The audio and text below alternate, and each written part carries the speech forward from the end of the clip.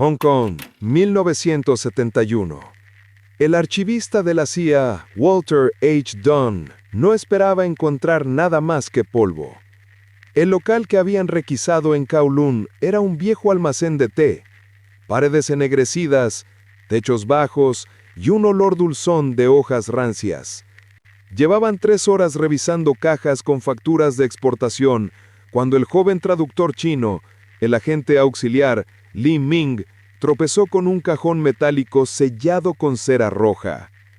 «No hay registro de este sello», murmuró Li, tocando los ideogramas casi borrados. «¿Qué dice?», preguntó Don. Li frunció el ceño. «Solo la fecha. Xingu.7.1966, 15 de julio de 1966. Cuando forzaron el candado, hallaron una bobina de cinta magnetofónica de 3/4 de pulgada, envuelta en un paño de seda. Nada más. De vuelta en la oficina improvisada, conectaron la cinta a un Revox portátil. El kerrete se deslizó con un chirrido metálico y un silbido de estática inundó la sala. Primero vino el zumbido, grave, casi subsonoro que hacía vibrar las lámparas. Luego, una respiración agitada. Una voz masculina habló en mandarín, jadeante. Ellos no caminan, flotan. La luna no es roca. La luna mira. Después, un grito seco. Silencio. Y al final, un latido. No del corazón de un hombre, sino de algo inmenso. Imposible. El joven Li palideció. Esto no puede ser un ejercicio. Don apagó el aparato con manos temblorosas. Aquel mismo día, el carrete viajó en un maletín diplomático rumbo a Langley. Sería la primera pieza de un rompecabezas que los Estados Unidos jamás permitirían que el mundo viera. Pekín. Invierno de 1962. La nieve caía como ceniza sobre la plaza de Tiananmen. Los altavoces del Comité Central repetían consignas de la revolución, mientras, a pocos kilómetros, en un complejo sin nombre al norte de la ciudad, un grupo de ingenieros trabajaba de noche. El profesor Lian Wen, ingeniero aeronáutico formado en Moscú, se quitó las gafas empañadas. Frente a él, la maqueta del cohete Long March lunar relucía bajo la luz amarillenta. Era más que un proyecto.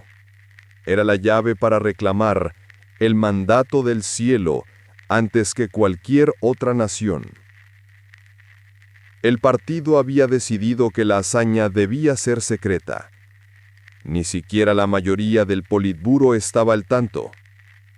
Estados Unidos y la Unión Soviética creen que somos demasiado pobres para mirar las estrellas, dijo Liang a su segundo, la doctora Wong Xinyi, mientras señalaba el plano.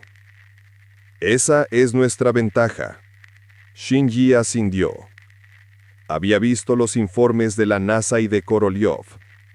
Los norteamericanos avanzaban, pero la URSS ya había puesto a Gagarin en órbita. Pekín no podía esperar.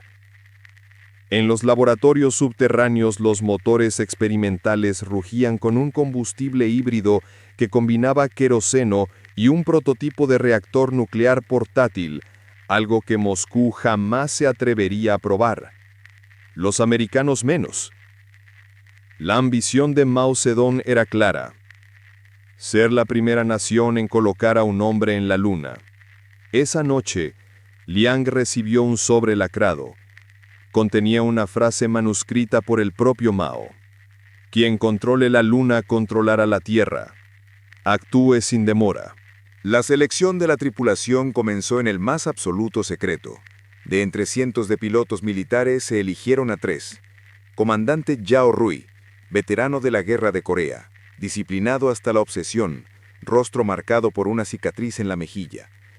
Piloto Lin Qiao, joven prodigio de la aviación, con fama de desafiar la muerte y una risa que incomodaba a sus superiores. La doctora Sun Mei, bióloga especializada en entornos extremos, fluida en ruso y con un pasado académico en Leipzig, que la convertía en la más cosmopolita del grupo. Fueron trasladados a una base oculta en el desierto de Gobi, oficialmente catalogada como Centro de Investigación Agrícola. Allí, comenzaron un entrenamiento que combinaba vuelos en gravedad reducida, supervivencia en vacío y, de forma curiosa, estudios intensivos de acústica y percepción auditiva. ¿Por qué tanto énfasis en el sonido, profesor?, preguntó un día a la doctora Sun mientras ajustaban los sensores de sus cascos. Yang evitó su mirada. Los soviéticos registraron anomalías en la cara oculta, pulsos, ecos. Queremos asegurarnos de que nuestros oídos no nos engañen. En las noches, mientras el frío del Gobi azotaba los barracones, los 3 astronautas observaban el cielo. La luna parecía más cercana, más brillante, como si supiera que pronto la visitarían. El amanecer en el desierto de Gobi parecía una pintura en cenizas. A lo lejos, la silueta del cohete Long March Lunar se recortaba contra un cielo de cobre. La tripulación llevaba meses de entrenamiento y en secreto absoluto, el Comité Central había aprobado el lanzamiento para el 4 de febrero de 1966.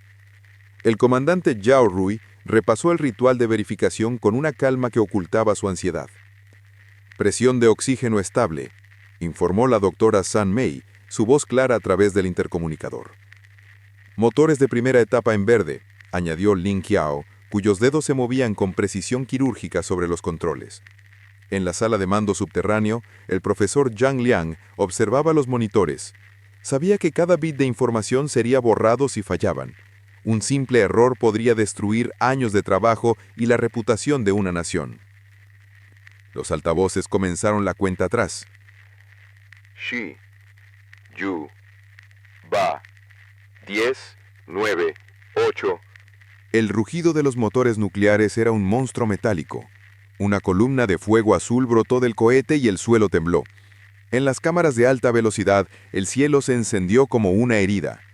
A medida que ascendían, los sensores registraron una anomalía, un pulso magnético que no coincidía con ninguna predicción. «Fluctuación a 14 Hz», advirtió Lin. «Mantengan rumbo», ordenó Zhao, sin apartar la mirada del horizonte. La Chang'e 1 atravesó la estratosfera y se adentró en el vacío. 3 días de travesía separaban a la tripulación de la Luna. En condiciones normales, habrían sido horas de silencio metódico, pero el espacio se mostró inquietante desde el inicio. El primer síntoma fue el sonido. Un zumbido grave, casi musical, que los equipos no lograban registrar. Solo sus oídos. «No proviene de la nave», afirmó Sun Mei, ajustando los sensores. «Quizás sea interferencia de partículas», propuso Lin, aunque su voz temblaba. Zhao anotó el fenómeno en el diario de misión, pero el zumbido persistía. A veces parecía un latido, otras una melodía de notas incompletas. La segunda anomalía apareció en las lecturas de radar. La Luna parecía emitir un campo electromagnético variable, como si respirara. Durante las guardias nocturnas, Lin creía ver destellos en la lejanía, como faros de un puerto inexistente. Sun Mei empezó a soñar despierta. Veía torres de cristal que se curvaban hacia el vacío. Zhao, más pragmático, se limitó a aumentar la vigilancia. El 7 de febrero de 1966, a las 2:16 UTC, la Chang'e 1 descendió sobre el Mare Tranquillitatis. La maniobra fue impecable. El polvo lunar se levantó en una nube lenta, fantasmagórica. «Tierra, aquí Chang'e», dijo Zhao, la voz firme. «Hemos alunizado». Pekín celebró en silencio.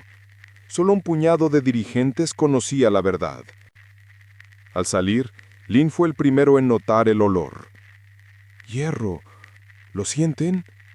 La doctora Sun frunció el ceño. «Imposible, no hay atmósfera». Pero el olor estaba ahí, metálico y penetrante. En el horizonte algo brilló. Estructuras agudas, como agujas de obsidiana, no podían ser formaciones naturales. Mientras Sun recogía muestras, el zumbido se intensificó hasta convertirse en un ritmo hipnótico. Las cámaras captaron sombras que se movían sin proyectar sombra. Figuras translúcidas de extremidades múltiples flotaban a centímetros del suelo. Zhao ordenó reembarcar. La escotilla se negó a cerrar.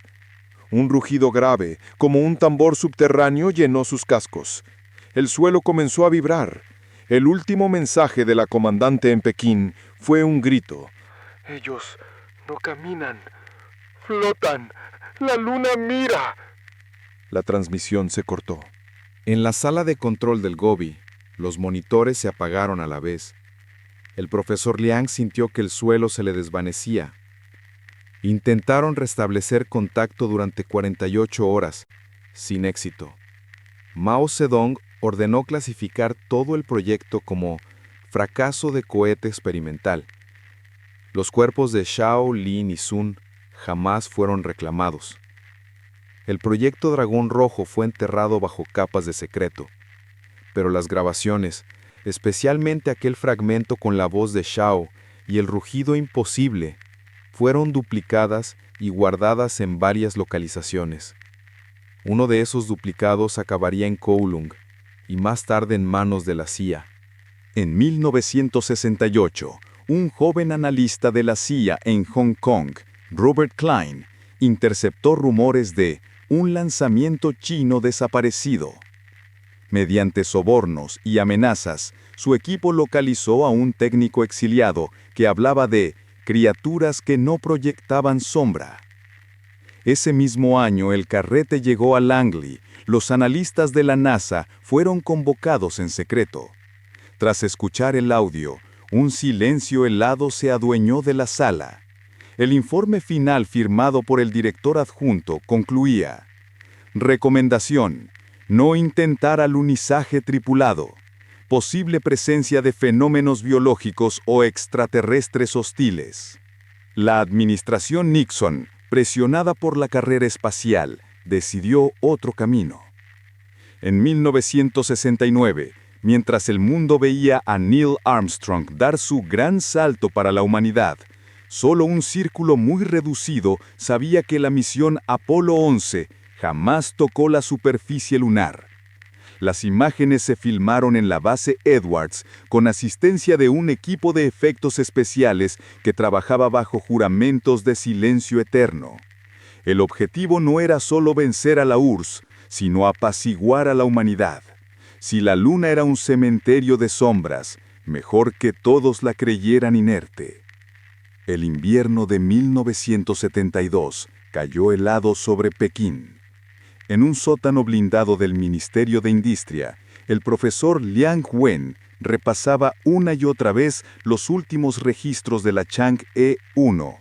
Las gráficas de magnetometría mostraban picos imposibles, ondas que parecían pulsos cardíacos provenientes del interior lunar. El partido había prohibido cualquier intento de relanzamiento, pero Liang no podía soltar la obsesión. Si esas criaturas existen, murmuraba, no se quedarán dormidas para siempre. En sus noches de insomnio, oía, o creía oír, un zumbido grave que atravesaba las paredes. Su esposa lo encontraba de pie, mirando la luna desde la ventana, con los ojos encendidos de fiebre. En 1968, un joven analista de la CIA en Hong Kong, Robert Klein, interceptó rumores de un lanzamiento chino desaparecido. Mediante sobornos y amenazas, su equipo localizó a un técnico exiliado que hablaba de criaturas que no proyectaban sombra. Ese mismo año, el carrete llegó a Langley. Los analistas de la NASA fueron convocados en secreto. Tras escuchar el audio, un silencio helado se adueñó de la sala. El informe final, firmado por el director adjunto, concluía: recomendación, no intentar alunizaje tripulado. Posible presencia de fenómenos biológicos o extraterrestres hostiles. La administración Nixon, presionada por la carrera espacial, decidió otro camino. En 1969, mientras el mundo veía a Neil Armstrong dar su gran salto para la humanidad, solo un círculo muy reducido sabía que la misión Apolo 11 jamás tocó la superficie lunar. Las imágenes se filmaron en la base Edwards, con asistencia de un equipo de efectos especiales que trabajaba bajo juramentos de silencio eterno. El objetivo no solo era vencer a la URSS, sino apaciguar a la humanidad. Si la Luna era un cementerio de sombras, mejor que todos la creyeran inerte.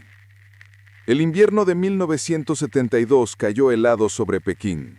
En un sótano blindado del Ministerio de Industria, el profesor Liang Wen repasaba una y otra vez los últimos registros de la Chang'e 1. Las gráficas de magnetometría mostraban picos imposibles, ondas que parecían pulsos cardíacos provenientes del interior lunar. El partido había prohibido cualquier intento de relanzamiento, pero Liang no podía soltar la obsesión. Si esas criaturas existen, no se quedarán dormidas para siempre. En sus noches de insomnio oía, o creía oír, un zumbido grave que atravesaba las paredes. Su esposa lo encontraba de pie, mirando la luna desde la ventana con los ojos encendidos de fiebre. Langley, 1973. La CIA, mientras tanto, mantenía su propio calvario. Robert Klein, el joven analista que había interceptado las cintas, no lograba conciliar el sueño.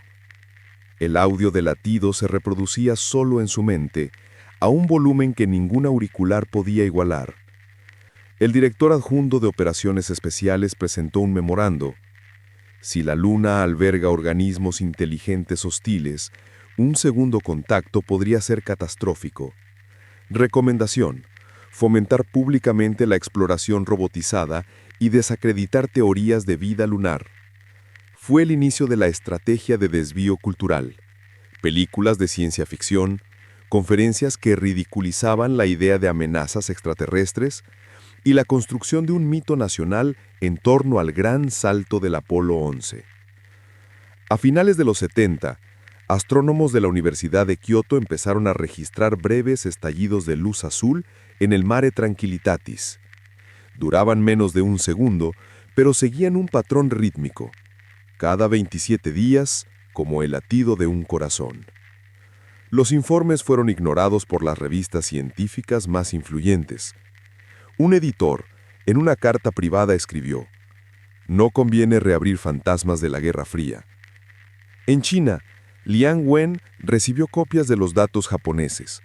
Su obsesión renació. Escribió a viejos camaradas: «Debemos regresar. Ellos siguen allí». La CIA no tardó en enterarse.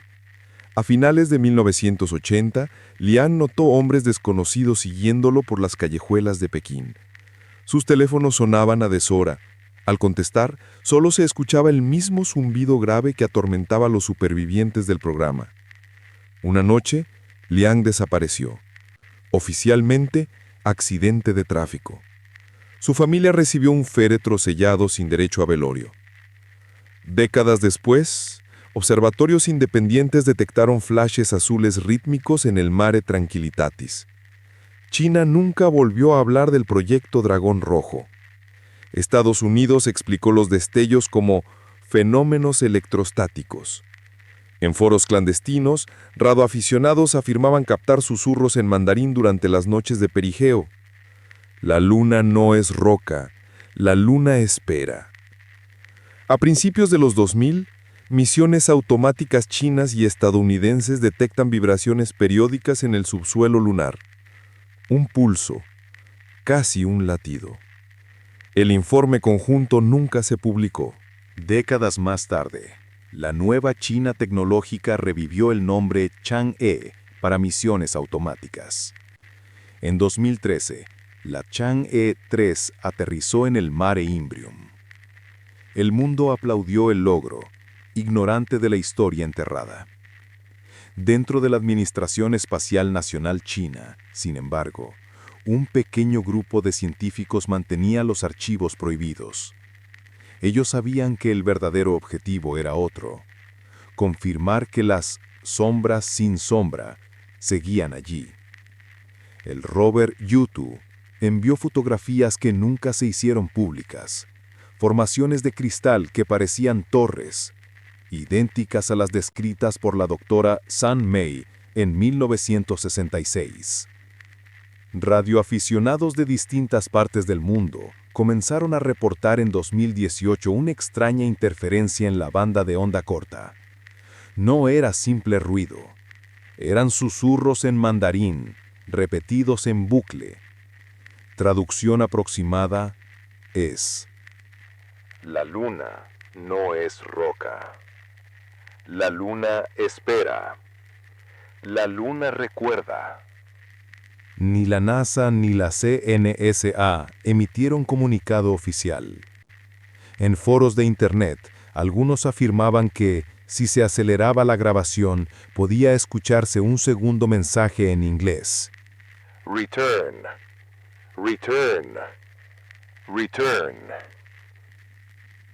En 2025, un satélite privado de observación detectó vibraciones sísmicas rítmicas en varios puntos de la superficie lunar, idénticas a las que mataron a los sensores de la Chang'e-1. Duraban 4,8 segundos y se repetían cada 27 días. Los gobiernos, otra vez, guardaron silencio. Pero los astrónomos aficionados apuntan sus telescopios y aseguran que, en noches de perigeo, el Mare Tranquillitatis emite un tenue resplandor azul. Algunos dicen que no es luz, que son ojos. Transmisión recibida. Has llegado al final de esta frecuencia, pero la señal de radio Sci-Fi 88.7 nunca se detiene. ¿Te atreves a sintonizar más historias? Suscríbete para no perderte la próxima transmisión de horror cósmico.